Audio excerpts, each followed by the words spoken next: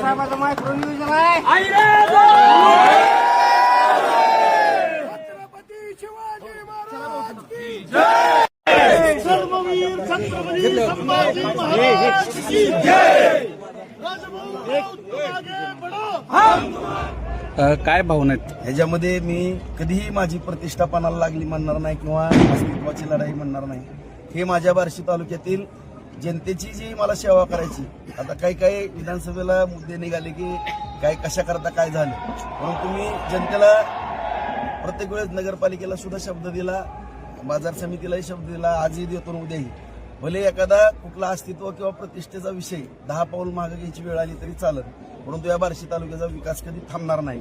तो विकास करण्याकरता आदरणीय देवेंद्र फडणवीस साहेब, शिंदे साहेब, दादांच्या मदतीनं, आदरणीय नरेंद्र मोदी साहेबांच्या मार्गदर्शनाखाली अत्यंत चांगल्या पद्धतीने या ठिकाणी काम केलं. आजचा निकाल एक हाती झालेला आहे. 21 तारखेचा निकाल काय असेल, काय सांगा? निश्चितपणानं तोही निकाल अत्यंत या बार्शीकरांना आनंद देणारा निकाल असेल. कारण मी मग सांगितलं की जो विकास थांबलेला आहे, या तालुक्यातील जनतेला विकासाची फार मोठी अपेक्षा आहे आणि तो विकास कोणाच्या माध्यमातून पूर्ण होतोय संपूर्ण जनतेला पूर्ण माहिती असून या ठिकाणी भारतीय जनता पार्टीच्या माध्यमातून, महायुतीच्या माध्यमातून या ठिकाणी केंद्र सरकार आहे.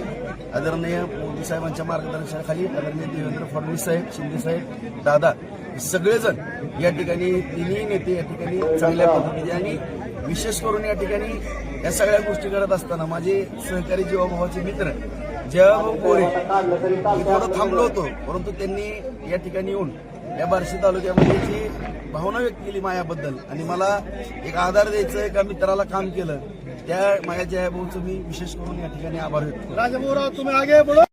खाजगी सत्ता जे आहे ते आपली आलेली आहे. काय सांगतो याच्यामध्ये सर्वात महत्वाचं आदरणीय देवेंद्र फडणवीस साहेबांचे खास करून आभार व्यक्त करेन.